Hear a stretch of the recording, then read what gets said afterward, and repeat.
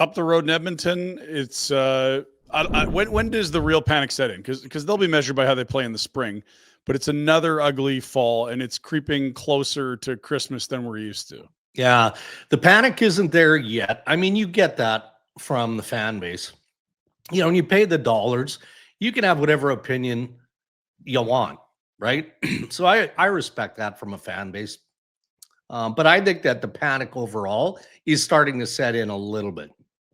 Not with the club per se, but you got to look around the conference and around the division and go, oh, like if we're still limping and stumbling by the 40 game mark, how are we making the playoffs? Yeah. And when that reality becomes reality, then I think that is a different ball game for the Edmonton Oilers. Because again, and I get in trouble when I talk about Daryl Cates for some reason. I don't think that he rules with an iron fist. I think that he is like every other owner in the National Hockey League with realistic expectation. You know, he's poured the resources into this franchise. They've gone to back-to-back Stanley Cup finals.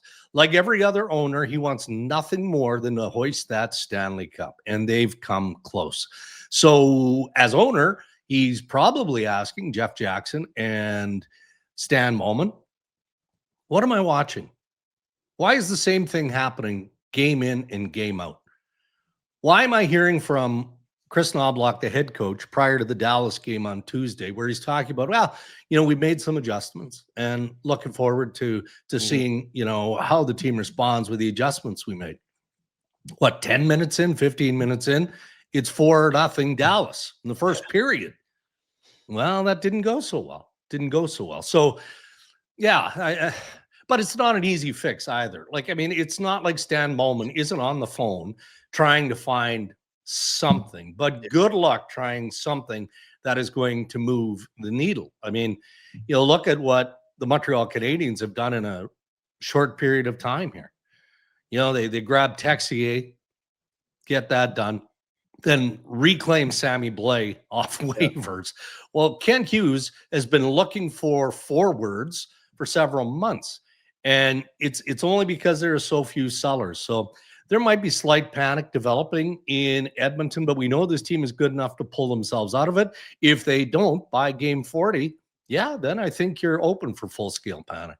Is one of the big issues there lack of emotion at this point, and in a way, rightfully so, right? Like those two deep playoff runs, and just finding a way to be, I don't know, motivated for a game in November. Yeah. Like I feel like that has to be part of it, because we like making fun, Yeah, and their losses, but when you look at the lineup, you're like, this team should be way better than what they're at. The goaltending you can question, but they should still be good enough to score their way out of a lot of problems. yeah. For me, it's just an emotional or lack of emotion, and I don't even blame them for it.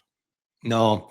And the goaltending takes a ton of the heat, and a lot of that's deserved. But I like what Draisaitl said after the game on Tuesday, where he's like, all right, yeah, I mean, if you ask the goalies, they would say that they've got to make more saves. They've got to be better. Well, obviously, but look at the number of grade A chances that the Oilers defensively keep allowing game after game after game. I mean, these guys aren't brick walls. You know, they do need to be better. The one thing that I've noticed, and I'm not pinning this on McDavid or Draisaitl, but they're the two best players when they're at the top of their game on the planet. And we've grown so used to seeing Connor McDavid just flip a game on its ear in a flash. And I'm not seeing that anymore. Not to say that it isn't there. Of course it's there. But I wonder how much mental fatigue there is at this point, and recognizing that, look, man, I can't pick up the puck from my own goal line and go end to end every single shift. I mean, the other team is trying to. I'm going to do my best. I'm going to try, but I'm not able to do it. I don't recall. You know, it used to be every time McDavid stepped onto the ice, there was something. Like he'd force a turnover in the neutral zone and zip, zip, zip. And, you know, it's either in the net or there's a grade A scoring chance. And we're seeing it less and less. And I wonder just how much of a toll is being absorbed there by those top end guys, just based on the fact that they can't figure it out defensively. They're just a porous group from top to bottom.